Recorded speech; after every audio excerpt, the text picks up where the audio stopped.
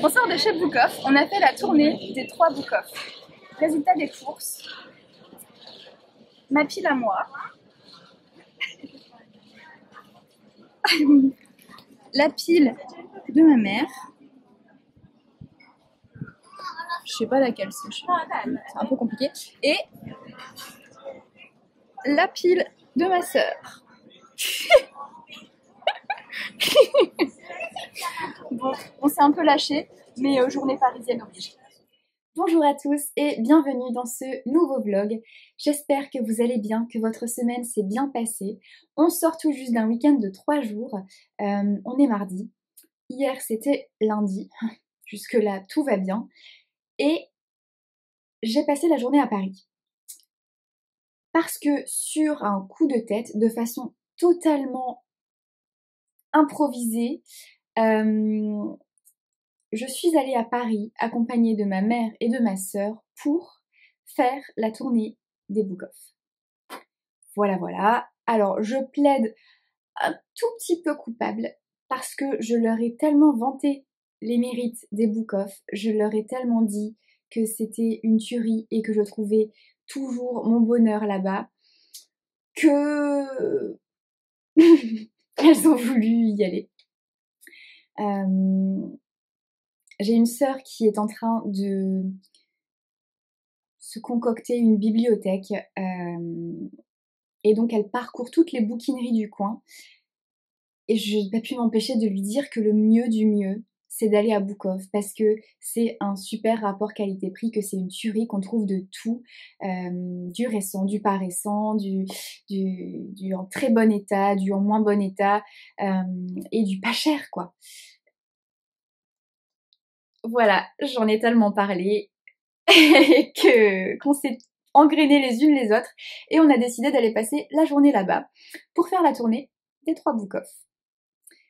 Quand je dis la journée là-bas, on a quand même fait Lille-Paris en voiture, donc on est arrivé là-bas à midi, on a mangé et après on a carburé sur l'après-midi pour s'enchaîner tout ça. Résultat des courses. Oh je suis revenue avec tout ça. Alors, quand même, j'allais pas faire toute cette route et rentrer sans rien. Je crois que je suis à plus 15, si ma mémoire est bonne. C'est parti, je vous montre. Alors, Ego de Maxime Girardot aux éditions Fayard Noir. Alors, Ego, c'est pas son premier roman à Maxime Girardot, il y a Persona avant, et je suis absolument incapable de dire si c'est une suite ou pas. Maxime Girardot, je l'avais croisé lors d'un salon, alors je crois que c'était Mulhouse, Festival sans nom de Mulhouse, et je l'avais trouvé ultra intéressant, je l'avais trouvé passionnant, j'avais assisté à une conférence dans laquelle il parlait, et il m'avait donné très envie de découvrir. Donc voilà, j'ai acheté Ego en ne sachant pas si c'est le deuxième ou si c'est un one shot. Mais je crois que c'est le deuxième, donc il faudra que j'achète Persona entre temps. 1€. Ensuite, je vous lis pas la 4e de couverture de Ego parce que comme je sais pas si c'est le deuxième ou pas, on va éviter de spoiler quoi que ce soit. Doucement renaît le jour de Delphine Giraud aux éditions Fleuve. Je l'avais vu passer quand il est sorti. Je vous lis la 4e de couverture. Connie, jeune femme au caractère bien trempé, a réalisé son rêve de devenir fleuriste et gère sa boutique d'une main de maître. Mais le jour où elle découvre une ancienne photo d'elle à côté d'un petit garçon, toutes ses certitudes s'effondrent. Qui est cet enfant? Acculé, son père lui avoue qu'il s'agit de Matt, son petit frère. Victime d'un accident à l'âge de 2 ans, il est resté tétraplégique et communique peu avec le monde extérieur. Connie l'a effacé de sa mémoire. Emportée par son désir de connaître son frère et de rattraper le temps perdu, elle oublie alors une question essentielle. Pourquoi ses parents ont-ils préféré lui cacher l'existence de Matt pendant si longtemps? Elle ignore encore ce qu'il en coûte de remuer le passé. J'adore le pitch, donc reste à voir ce que donnera ce roman, mais en tout cas je suis très intriguée. 1 €. La Dame du Ritz de Mélanie Benjamin, un roman Albin Michel, qui nous dit: rien ne peut arriver au Ritz. Dans ce temple du luxe qui autorise les caprices les plus farfelus, le prestige protège de tout. Même du pire, pense-t-on, avant que l'armée allemande n'occupe Paris en juin 1940. Les hauts dignitaires nazis, dont Hermann Göring, investissent l'hôtel. Les élégants portiers sont remplacés par des soldats. L'insouciance cède à la peur. Pour Blanche Ozello, l'épouse du directeur du Ritz, cette réalité est insupportable. La Dame du Ritz, une américaine rebelle et intrépide, n'est pas femme à se résigner. Mais comment faire? Dans le palace où le bruit des bottes étouffe désormais les rires, Blanche comprend que sa seule issue est le mensonge. D'autant qu'elle cache un secret qui pourrait mettre sa vie et celle de son époux en danger, mais aussi ternir la légende du Ritz. Ça me tente, ça me plaît, ça me parle, ça me donne envie. Il a coûté 1 € également.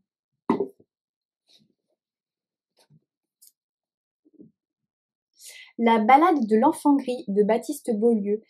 Pour être honnête, je n'ai même pas lu la 4e de couverture parce que j'ai vu Baptiste Beaulieu et je n'ai jamais lu Baptiste Beaulieu et j'ai beaucoup entendu parler de Baptiste Beaulieu et voilà, j'ai eu très envie de découvrir sans même avoir lu la 4e de couverture. Je vais la lire quand même, si j'arrive à enlever cette étiquette. Alors, c'est l'histoire de Jo, jeune interne en pédiatrie à la personnalité fantasque à qui tout sourit. C'est l'histoire de No, un petit garçon de 7 ans attachant et joueur qui est atteint d'un mal incurable et ne comprend pas pourquoi sa maman ne vient pas plus souvent le voir à l'hôpital. C'est l'histoire de Maria, une mère secrète qui disparaît à l'autre bout du monde au lieu de rester au chevet de son fils. Un matin, dans la chambre de l'enfant, survient un drame qui lie à jamais le destin de ces 3 êtres. Jo devra tout quitter pour partir sur les traces de Maria et percer ses mystères. Bon, j'ai encore plus envie de le lire après avoir lu la 4e de couverture.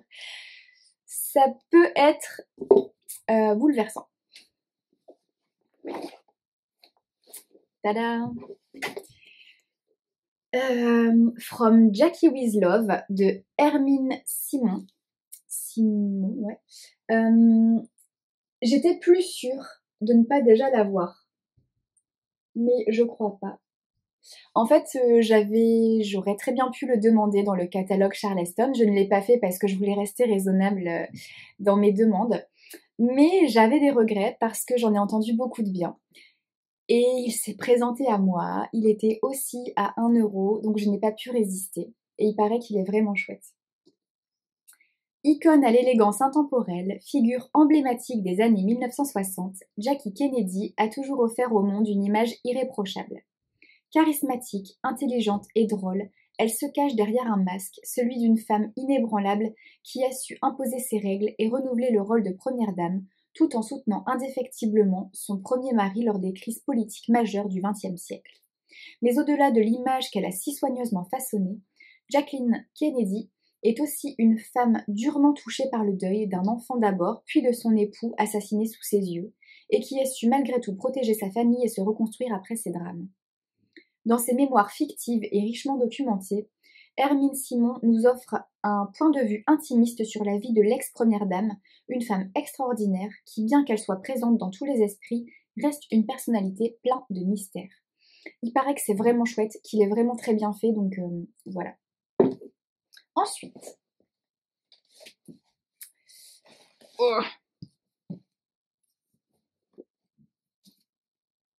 La femme parfaite de J.P. Delaney.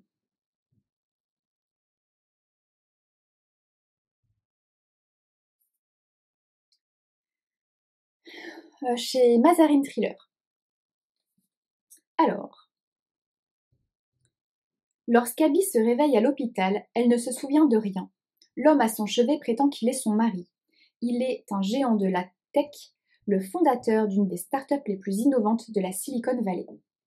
Il lui dit qu'elle est une artiste talentueuse, la mère dévouée de leur jeune fils et la femme parfaite. 5 ans plus tôt, elle aurait eu un grave accident. Son retour à la vie serait un miracle de la science, une révolution technologique dans le domaine de l'intelligence artificielle pour laquelle il a sacrifié 10 ans de sa vie. Mais alors qu'Abby se souvient petit à petit de son mariage, elle commence à remettre en question les motivations de son mari et sa version des événements. Doit-elle le croire quand il affirme qu'il veut qu'ils restent ensemble pour toujours? Et que lui est-il vraiment arrivé 5 ans plus tôt? Ça me donne super envie. C'est mystérieux et en même temps, ça a l'air vraiment chouette. Ça a l'air d'être un thriller psychologique assez sympa. Donc voilà, j'ai trop hâte de le découvrir. Ensuite, c'était 1 euro encore. Hein. Là, tout est à 1 euro. Un petit carnet rouge de Sophia Lundberg. Alors, à 96 ans, Doris habite seule à Stockholm. Elle n'a plus aucune famille si ce n'est une petite nièce qui vit aux États-Unis. Son bien le plus précieux est un carnet d'adresses qu'elle possède depuis 1928. Ce calepin rouge contient le souvenir des gens qu'elle a rencontrés au fil de son existence et dont elle a rayé les noms à mesure qu'ils ont quitté ce monde. De l'excentrique bourgeoise pour qui elle a travaillé, enfant à l'amour de sa vie rencontrée à Paris, de la veuve qui lui a appris l'anglais sur le bateau l'emmenant à New York aux plus grands couturiers français qui l'ont vu défiler, de l'artiste suédois devenu son confident à sa propre sœur, au destin douloureux, l'existence de Doris est une épopée romantique, tragique et émouvante. Une histoire de famille et de transmission merveilleuse et bouleversante. 1 euro.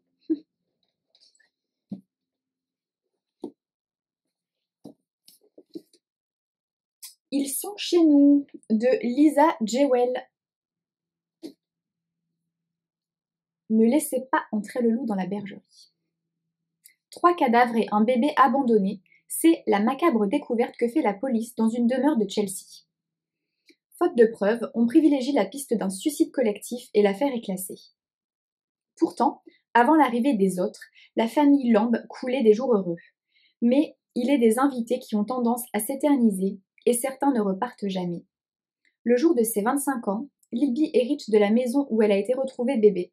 Bien décidée à percer le mystère de ses origines, la jeune femme mène l'enquête au 16 Chen Walk.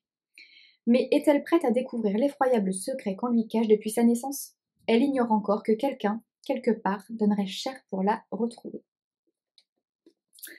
1 euro. Granger, le concile de Pierre, dont j'ai beaucoup entendu parler. J'ai beaucoup entendu parler de Granger tout court, mais je ne l'ai jamais lu jusqu'à maintenant. On m'a dit beaucoup de bien de ce roman-ci, et de beaucoup d'autres romans de Granger d'ailleurs. Donc voilà, Albin Michel. Alors, un enfant venu du bout du monde, dont le passé mystérieux ressurgit peu à peu. Des tueurs implacables lancés à sa poursuite. Une femme prête à tout pour le sauver, même au prix le plus fort. Un voyage hallucinant jusqu'au cœur de la taïga mongole, là où règne la loi du concile de Pierre, celle du combat originel, quand l'homme, l'animal et l'esprit ne font plus qu'un, tous prêts à l'apocalypse. 1 euro.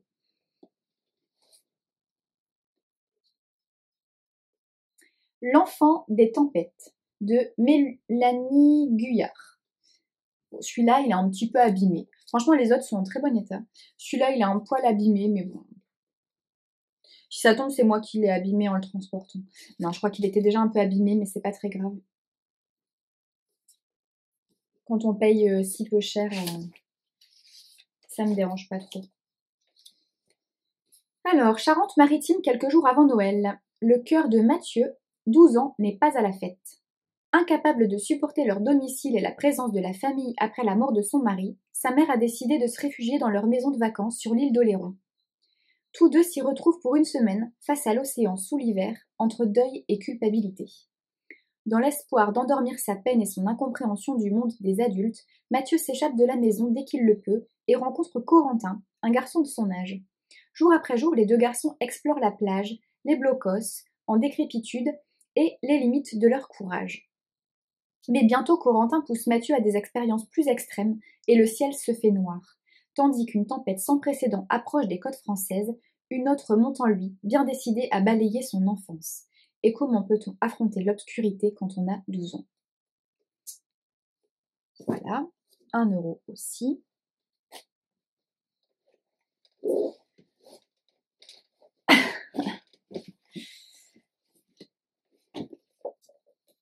Alors, 30 ans. J'ai pas encore retiré les étiquettes. Normalement, c'est Sophie. C'est Sophie du café et des livres qui me les enlève. Parce que plusieurs fois, je suis allée à Book Off avec elle. Et quand on allait boire un verre juste après notre virée, ben, c'est elle qui retirait toutes nos étiquettes parce qu'elle adore ça. Voilà. C'était la petite histoire qui ne sert à rien, mais ça fait plaisir. Donc 30 ans, 10 ans de thérapie de Nora Hamzaoui aux éditions Mazarine. Obsessionnelle, parano et hypocondriaque, Nora Hamzaoui partage ses petites angoisses ordinaires avec humour et autodérision. À mi-chemin entre séances chez le psy et journal intime, elle décortique des scènes de nos vies pour mieux y retrouver sa place. Comment fait-on pour avoir l'air à l'aise en soirée? Qui sont ces gens qui fréquentent les stations de ski?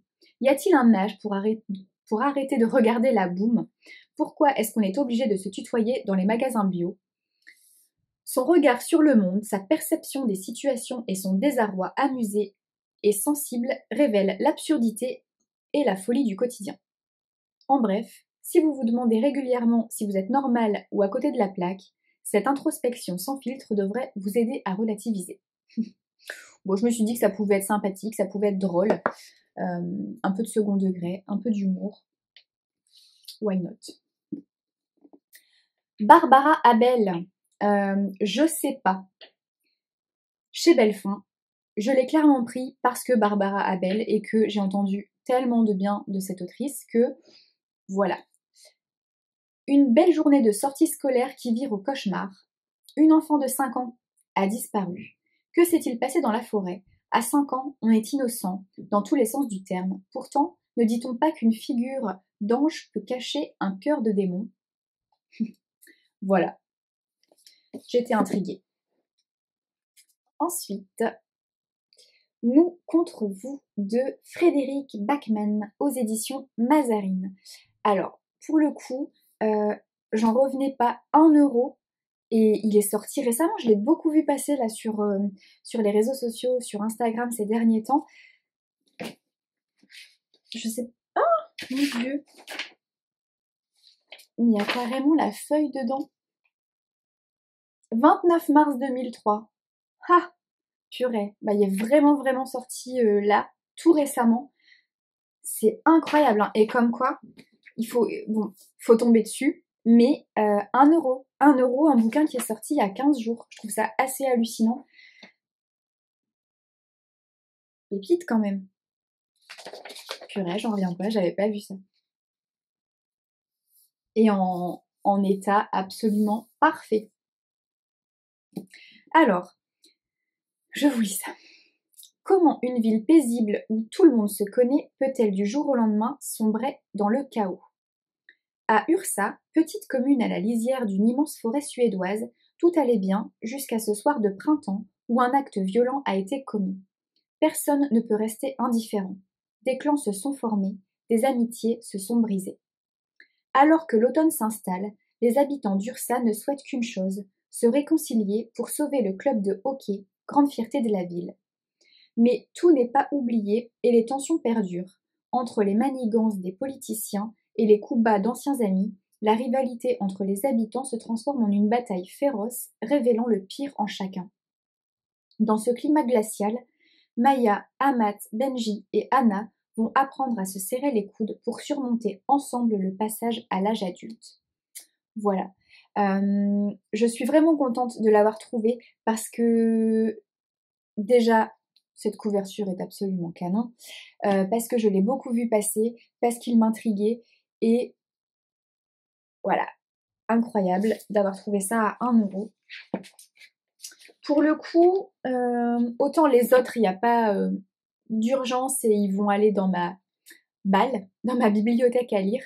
Autant celui-ci, je le mets dans ma palle à lire plus rapidement.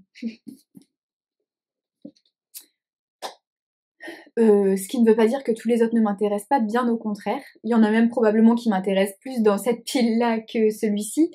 Mais bon, il est plus récent, du coup, voilà. Une soif de livres et de liberté. Bon, déjà, le titre m'a appelée. De Janet Skerslian-Charles, aux éditions J.C. Lattès. Odile Souchet, 20 ans à peine, s'épanouit dans son travail à la Bibliothèque américaine de Paris, où elle côtoie la fameuse directrice Dorothy Rader. Lorsque la Seconde Guerre mondiale éclate, la jeune femme risque de tout perdre, y compris sa chère bibliothèque. Alors que les nazis envahissent Paris, Odile et ses amis s'engagent dans la résistance avec leurs propres armes, les livres. Inspirée de la vie de ces amoureux des mots qui ont pris le risque d'aider leurs lecteurs juifs, une soif de livres et de liberté explore la géographie des sentiments, la conséquence de choix irréversibles et nous enseigne comment le courage peut surgir en des lieux et circonstances inattendues. Le titre me parlait, le pitch m'a plu, voilà. 1 € également. Et enfin, c'est pas canon cette couverture. Nous sommes les étoiles de Rowan Coleman. J'ai trouvé la couverture magnifique. Le titre m'a appelée. Et c'est le seul roman qui n'était pas à 1 €. Mais voilà. En fait, il était comme ça dans le truc. Je l'ai pris. Et puis j'ai pas pu détacher mes yeux de cette couverture. Ensuite, je l'ai retourné. J'ai lu la première phrase et j'ai dit « c'est bon, je le prends ». Pas besoin de lire le résumé en entier parce que la première phrase c'est « infirmière de nuit à l'hospice Marie-Francis ». Là, je vois ça, je suis « ah, il est pour moi ». Bon, après, j'ai quand même lu le résumé en entier. Je vais vous terminer ça. Infirmière de nuit à l'hospice Marie-Francis, Stella y côtoie de nombreux patients en fin de vie. Elle a instauré avec eux un rituel très particulier. Écrire en leur nom une lettre à la personne de leur choix, qu'elle ne poste qu'après leur décès. Déclaration d'amour, confession, ou même conseil pour faire fonctionner le lave-linge, Stella voit défiler sous sa plume une infinité d'instants de vie. Une mission qui lui permet d'oublier le chagrin qui a envahi son foyer depuis son retour d'Afghanistan. Handicapée, son mari Vincent s'est enfermé dans sa douleur. À Marie-Francis, Stella fait la connaissance de Hope, jeune femme de 21 ans atteinte de mucoviscidose. Obsédée par sa faible espérance de vie, Hope passe le plus clair de son temps à lire dans sa chambre, malgré les encouragements de son meilleur ami Ben à profiter de sa jeunesse. Et si, en aidant sa jeune patiente, Stella renouait elle aussi avec le bonheur de vivre. J'ai trouvé cette 4e de couverture, je lis ça, rien que ça m'a bouleversée, ça m'a pris aux tripes. Donc voilà, je vais aussi me le mettre dans ma pile à lire rapidement parce que ce roman me donne très envie. Et je suis trop contente. Et voilà, et c'est le seul roman pour lequel j'ai craqué qui n'était pas à 1 €. J'ai acheté 15 romans et j'ai payé 19 €. Et j'ai pris... je n'ai pris que des grands formats. Voilà, bref. Book Off, c'est la vie. Vraiment. Je retourne à Paris en mai, je pense, parce que j'ai 15 jours de vacances en mai. Donc, je vais me prévoir une virée parisienne pour aller retrouver des amis, aller revoir Louise notamment, et puis voilà, et puis voir d'autres copines, et puis les gens qui ont envie de me voir. Faites-moi signe si vous voulez qu'on se croise. Mais clairement, je me prévoirai un autre petit tour à Book Off lors de ma venue dans un petit mois. Voilà, sur ce, je vous abandonne. Je vous retrouve courant de semaine pour vous parler des lectures que j'ai terminées. Et il y en a eu des belles. À plus! Coucou! Je reviens vous parler d'un roman. Ce roman, Le Réseau Jane de Heather Marshall, publié aux éditions Charleston. Il est sorti assez récemment et alors cette lecture, Elle m'a complètement bouleversée, elle m'a révoltée, elle m'a retournée. Ça a été un énorme coup de cœur. Alors, ce roman, c'est le destin croisé de plusieurs femmes, 3 en particulier, Angela, Evelyn et Nancy, qui ont chacune une histoire de vie différente, chacune un parcours différent, chacune des engagements qui leur sont propres, des aspirations voilà, qui sont différentes. Mais elles ont en commun une force, un courage, une compassion, une bienveillance et une sorte d'élan de solidarité qui, moi, m'a beaucoup touchée. Ce roman, il met en lumière des tonnes de femmes fascinantes, courageuses, volontaires, inspirantes, qui ont risqué leur vie pour venir en aide aux femmes en détresse. Au travers le réseau Jane. Le réseau Jane n'a pas réellement existé à proprement parler, mais il est inspiré de beaucoup de réseaux clandestins qui œuvraient dans l'illégalité pour permettre aux femmes de pouvoir avorter en toute sécurité, au moins sur le plan médical, histoire de ne pas aller faire ça chez un boucher et y risquer leur vie. Ce roman, il met en avant des femmes vraiment incroyables qui ont œuvré pour légaliser l'avortement. Au-delà de ça, c'est un roman qui est terrifiant et très intéressant et qui m'a permis de prendre connaissance de l'existence à une certaine époque de foyers pour mères célibataires. Ce qu'on appelle foyers pour mères célibataires, ce sont des endroits dans lesquels allaient les femmes, souvent pas de leur propre chef, elles étaient contraintes à rentrer là-dedans. Des femmes enceintes qui ne pouvaient pas aller au bout de leur grossesse ou du moins ne pouvaient pas envisager de garder l'enfant. Et donc c'était des endroits dans lesquels on prévoyait de faire adopter leur bébé une fois qu'il serait né. Et alors ces foyers, c'est des endroits absolument atroces dans lesquels les femmes étaient complètement déshumanisées, souvent maltraitées, violentées. Il y avait beaucoup de sévices et c'est des endroits dans lesquels il y a eu énormément de dérives. On leur faisait signer des papiers à des moments où elles n'étaient absolument pas capables de prendre conscience de ce qu'elles étaient en train de faire, de ce qu'elles étaient en train de signer, de ce que ça sous-entendait, de ce que ça imposait. Elles n'avaient finalement le choix de rien. Leur corps ne leur appartenait plus et j'ai envie de dire leur tête et leur choix non plus. Et je connaissais pas du tout l'existence de ces endroits-là et ça m'a révoltée, ça m'a mise en colère et plus je tournais les pages et plus j'avais envie de hurler, tellement c'était bouleversant. Au-delà de ça, c'est un roman absolument incroyable où il est question d'avortement, oui, d'accord, on parle d'avortement, mais c'est tellement plus que ça. C'est finalement un roman merveilleux sur la maternité et sur le fait de pouvoir choisir, avoir le droit, être libre de décider d'être mère ou de ne pas l'être, d'aller au bout d'une grossesse ou pas. Et j'ai trouvé ça fascinant. Non seulement le sujet est essentiel et je trouve ça vraiment génial de pouvoir en parler, mais c'est tellement bien fait. C'est très bien amené, c'est bien documenté. L'histoire est, est absolument incroyable. On évolue à travers ces 3 personnages dans 3 époques différentes et c'est vraiment super bien fait. Que dire de plus si ce n'est que ce roman est, oui, révoltant.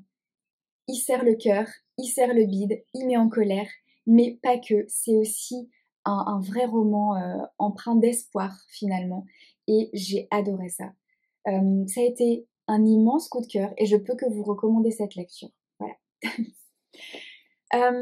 J'ai également terminé un roman dont je vous reparle très vite.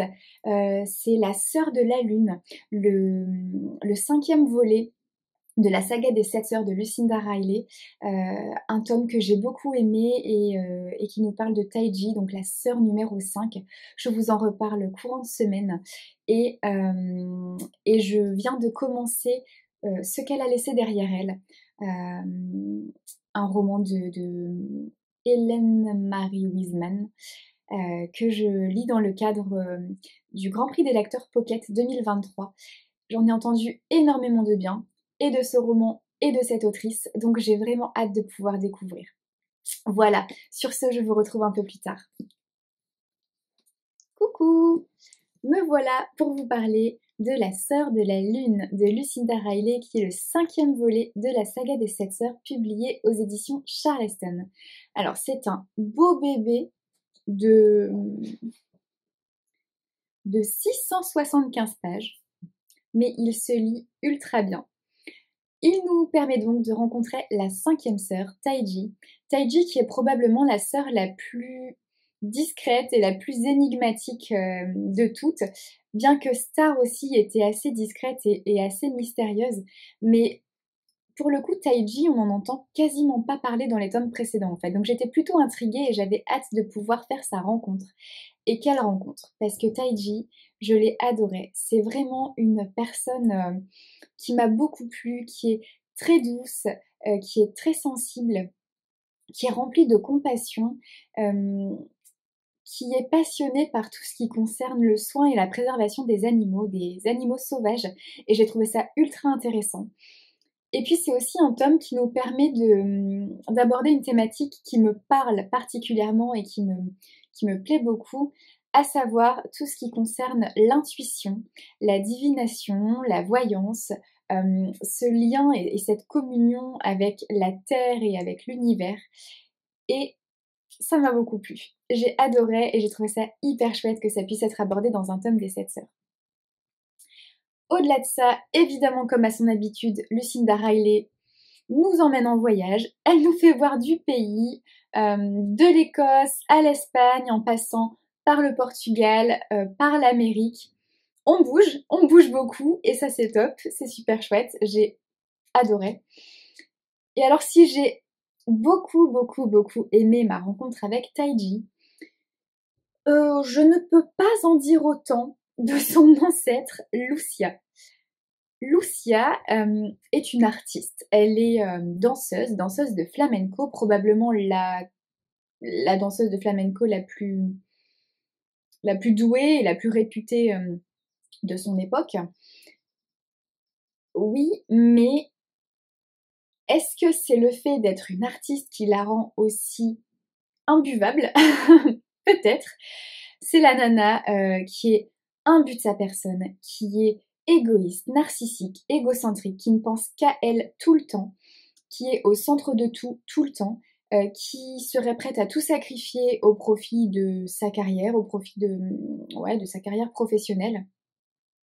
Elle est prétentieuse, elle est orgueilleuse, elle est imbuvable. Elle m'a agacée, je l'ai détestée. J'ai vraiment pas du tout aimé cette personne. J'ai vraiment préféré quand on abordait Maria qui est la maman de Lucia finalement, et qui n'a pas du tout le même caractère et le même tempérament que Lucia. Alors oui, Lucia reste une femme forte, indépendante, déterminée, prête à tout pour aller au bout des choses et au bout de ses convictions, de ses envies, de ses... Voilà. Oui, mais ça n'excuse pas tout. Ça n'excuse pas le fait d'avoir un caractère aussi pourri. Je ne l'ai pas du tout apprécié. Au-delà de ça, c'est un super roman, une super lecture qui permet de découvrir la culture gitane. Et ça, c'était très chouette. Ça permet aussi d'évoluer dans une Espagne en pleine révolution à la période de Franco. Ça aussi, j'ai trouvé ça chouette. Je connaissais pas tellement ce pan de l'histoire-là. Et puis bon, ça reste ça reste une plume vraiment chouette. Lucinda Riley a le don de rendre les choses addictives. On passe du présent au passé et ainsi de suite, et ça rend vraiment la lecture hyper sympathique. Donc voilà, ça a été un plaisir de découvrir cette sœur, Taiji, et le prochain tome me fera découvrir Electra, qui est la 6e sœur. La 6e et potentiellement dernière sœur, puisque jusqu'à aujourd'hui, je ne suis pas au courant d'une 7e sœur, même si effectivement il s'agit de la saga des 7 sœurs. Où est cette 7e sœur? Je n'en sais encore rien. Ça, ce tome-là rend le mystère qui entoure Passolt toujours plus gros, plus lourd. Je fais plein de suppositions. Reste à savoir ce que ça donnera. J'ai hâte de lire les tomes suivants pour savoir un peu qu'est-ce qui est vrai dans ce qu'il y a dans ma tête. Voilà. Que dire de plus? Ben, pas grand-chose. J'ai terminé ce qu'elle a laissé derrière elle. Et alors cette lecture, mon Dieu. J'avais terminé ce tome-ci avant le réseau Jane, dont je vous ai parlé précédemment. Donc j'ai lu le réseau Jane et j'ai enchaîné avec ce qu'elle a laissé derrière elle.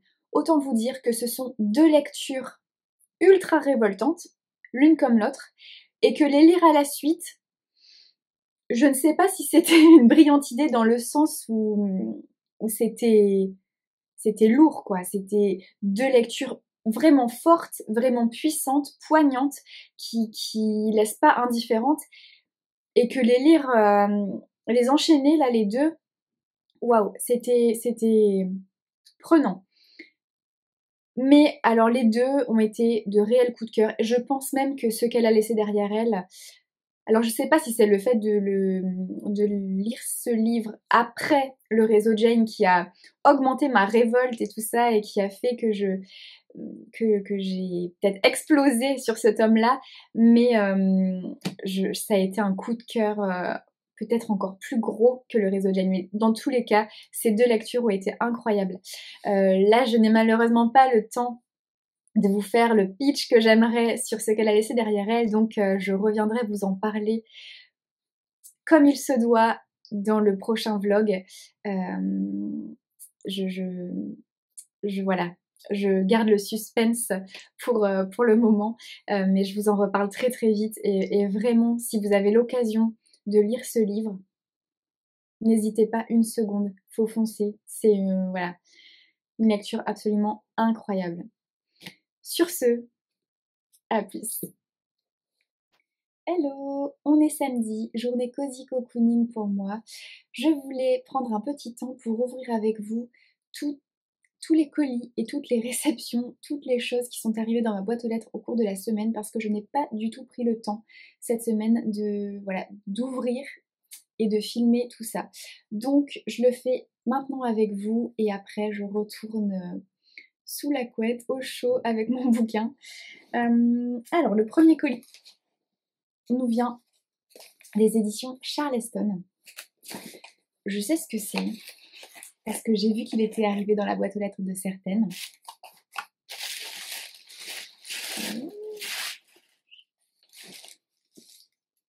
Ça sent bon. Alors,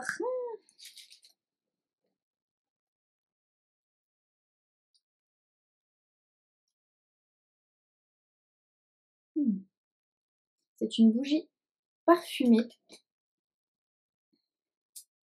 à un air d'éternité. Un air d'éternité, c'est le titre du nouveau roman de Clarisse Sabart. Tada! Le petit marque-page. Le deuxième marque-page.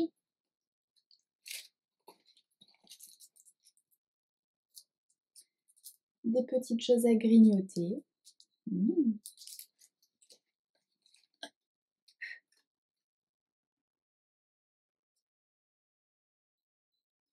jolies petites photos.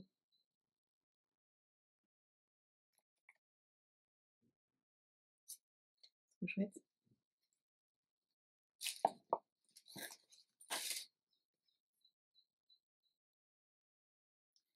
Chères lectrices, chers lecteurs, c'est avec une joie toute particulière que je vous présente la box Un air d'éternité. Je vous invite à découvrir ce roman comme une ode aux racines, celles qui font de nous ce que nous sommes. Si j'ai l'habitude d'écrire mes romans avec le cœur, celui-là l'a été avec mon âme. Bien affectueusement, Clarisse Sabar. Ce mot est trop chou et elle écrit bien. J'adore son écriture. Voilà.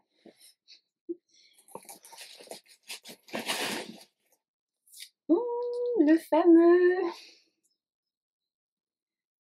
C'est un beau bébé. Clarisse nous habitue à de beaux bébés. Il fait 465 pages. Il y a évidemment les avis des lectrices. Le contexte est passionnant et on sent tout l'amour de l'autrice pour sa région natale, le Berry, où se déroule l'intrigue.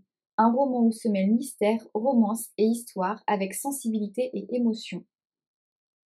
Trop cool. J'ai trop hâte de le lire.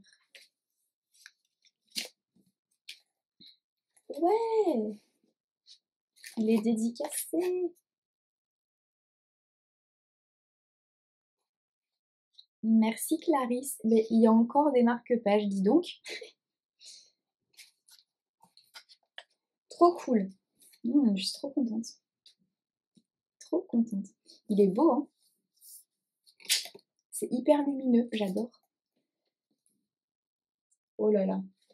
Je fais des bêtises, ça va tomber. Ouais. Ce beau tote bag, dis donc. Jamais sans un bon roman de Clarisse Sabar. Mais ouais, tellement. Ah, j'adore. Trop cool. Ah ouais. Trop chouette cette box. J'adore. La lecture de ce roman est prévue à la fin du mois dans mon planning, si j'arrive à le respecter en termes de délai, mais pour le moment, je suis dans les temps. Je poursuis l'ouverture de mes colis.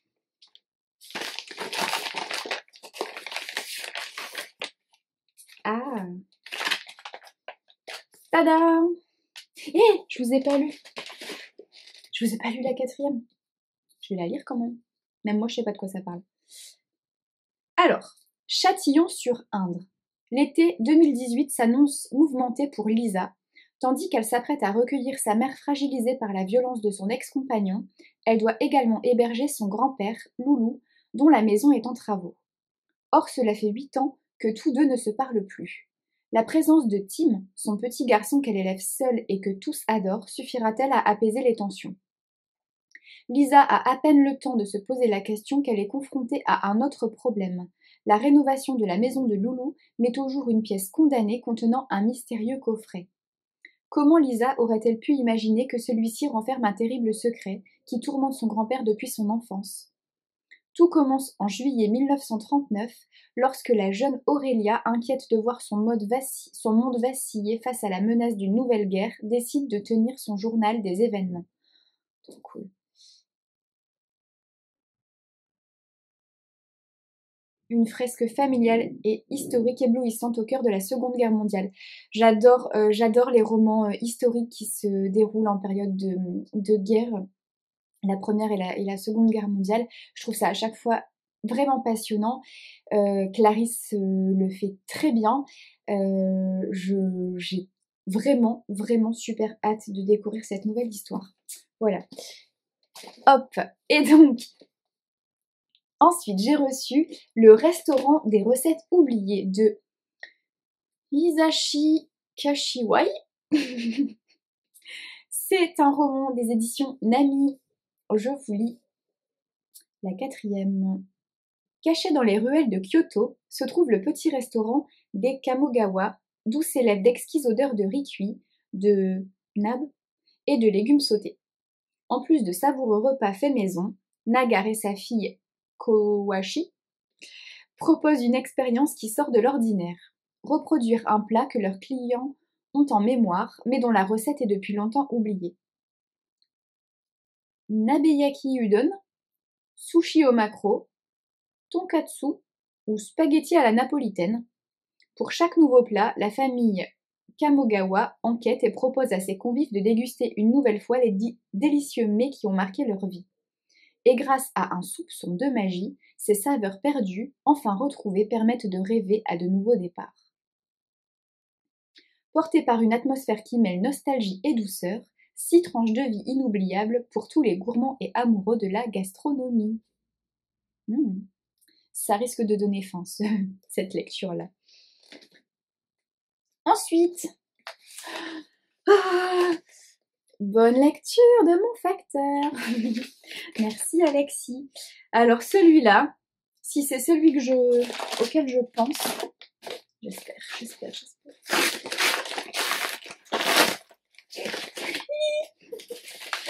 suis trop contente. Messieurs, dames, je vais tout plaquer pour lire ce roman de Juju. Oui.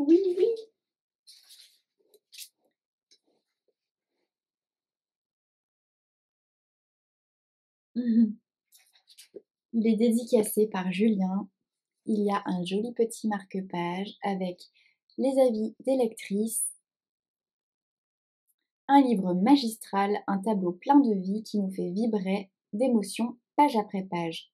J'en doute tellement pas. Un roman qui fait du bien et que l'on referme en ayant le sourire aux lèvres.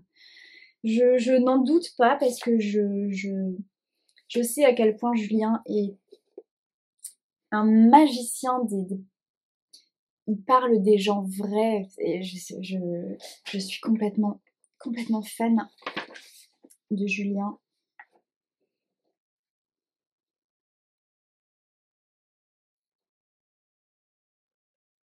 Une jolie carte avec un QR code. Je suis curieuse de voir ce que ça va refermer, je le ferai tout à l'heure. Alors,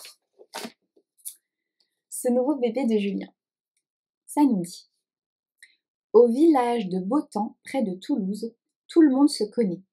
Les jumelles sexagénaires Claude et Claudine assurent les cancans.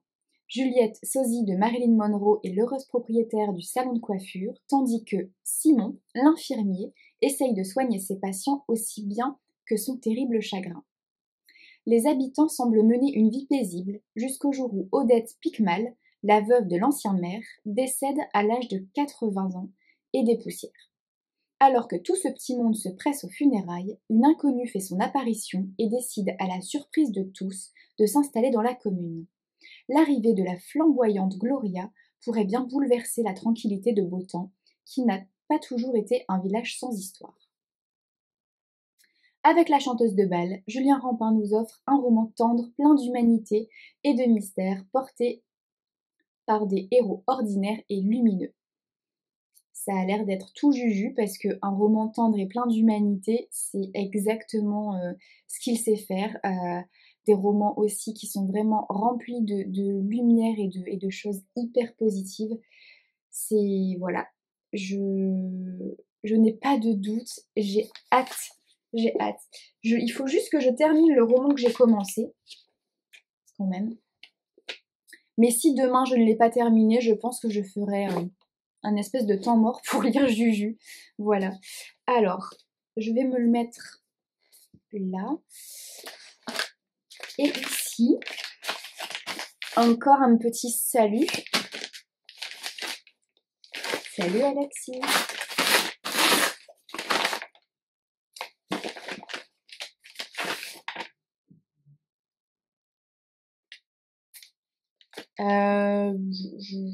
J'ai pas demandé ça du tout.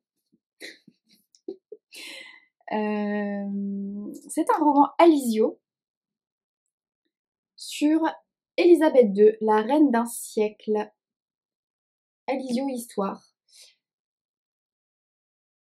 Ben merci les éditions Alizio, mais je n'ai absolument pas demandé ce roman. Voilà. Non pas que je me fiche complètement d'Elisabeth II, mais...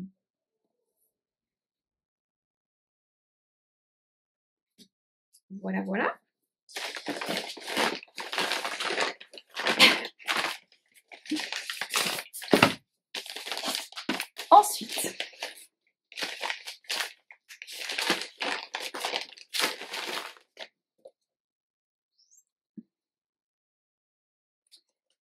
Je m'initie aux pierres de mon signe astral. C'est un ouvrage que j'ai déjà lu, que j'ai eu l'occasion de lire dans le cadre de mon aventure de gardienne le Duquesneau. Je l'ai trouvé très bien fait. Je vais vous lire la 4e de couverture. Saviez-vous que selon votre thème astrologique, certaines pierres vous conviennent plus que d'autres? Grâce à ce guide complet, découvrez les vertus de la chrysoprase pour aider les béliers au travail, du saphir pour soutenir les taureaux en amour, ou encore de la cornaline pour aider l'enfant balance au quotidien. Les différents signes astrologiques et les pierres qui y sont associées n'auront bientôt plus de secrets pour vous. J'ai trouvé ça assez sympa, le fait de découvrir les pierres qui nous correspondent le mieux selon notre signe astrologique. J'en ai découvert pas mal que je ne connaissais absolument pas. Donc voilà, j'ai trouvé ça plutôt bien fait, bien pensé et assez sympathique à parcourir. C'est agréable et ludique, donc j'ai trouvé ça plutôt sympathique. Voilà, je ne peux que vous le recommander si vous aimez aussi bien la lithothérapie que l'astrologie. L'association des deux dans cet ouvrage est plutôt chouette et je vous en reparlerai plus en détail dans une chronique que je publierai sur Instagram courant de semaine prochaine, je pense. Voilà. Et enfin,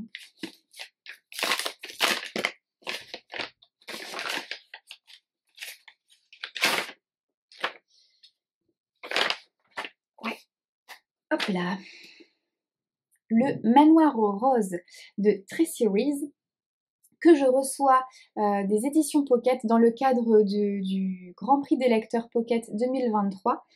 Alors, pour le coup, moi je l'ai déjà lu parce que c'est un roman qui est sorti chez Charleston l'année dernière en grand format et comme j'étais lectrice Charleston l'année dernière, je l'ai lu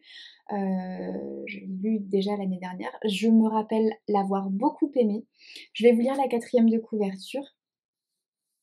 Londres 1895. Dame de compagnie d'Abigail Finch. Pour Mabs Dellé, habituée à trimer chaque jour au canot où elle décharge les barges pour nourrir ses frères et sœurs, un emploi de domestique dans le quartier huppé de Hampstead est une opportunité de rêve. Mais derrière les lourdes portes de la somptueuse demeure, la jeune femme découvre un univers inquiétant, dominé par les accès de colère de sa nouvelle patronne, atteinte d'une obscure maladie, et les rumeurs du scandale qui aurait forcé les Finch à quitter Durham précipitamment. Peu à peu, elle se prend pourtant d'affection pour la cadette de la maisonnée et se lie d'amitié avec une jeune bourgeoise du voisinage éprise de liberté. Jusqu'au jour où elle devra choisir entre conserver la sécurité offerte par sa nouvelle condition et tenter de sauver la famille Finch des secrets qui la rongent de l'intérieur. Ce roman, donc ce que je peux en redire aujourd'hui, c'est que ça avait été une jolie lecture, j'en garde un bon souvenir. Il met en scène des femmes fortes, au tempérament bien trempé, des femmes indépendantes, courageuses, qui ont chacune leurs rêves, leurs aspirations, un peu aussi une soif de liberté et d'indépendance, l'envie de gagner son argent soi-même, ce genre de choses. Et au-delà de ça, elles restent malgré tout entre elles assez unies et assez soudées. J'avais trouvé ça plutôt sympa, cet élan de solidarité. Et puis c'est un roman au secret de famille, avec pas mal de mystères. J'avais trouvé ça aussi très sympa. Et qui aborde des thématiques autour des préjugés qu'on peut avoir sur les gens selon leur couleur de peau, selon la fortune qu'ils ont, voilà, ce genre de choses. Donc j'avais trouvé ça assez sympathique. C'est vrai que je garde un bon souvenir de cette lecture, je me rappelle l'avoir beaucoup aimée, et encore une fois, ça met en lumière ce genre de femme assez fascinante et inspirante. Donc voilà. C'était un bon point pour le Manoir aux roses. Sur ce, je vais vous abandonner. Je vous souhaite une très belle semaine. J'espère que ce vlog vous aura plu et vous aura donné des petites idées de lecture, des envies, des envies littéraires. Et puis, moi, je vous retrouve la semaine prochaine. Prenez soin de vous.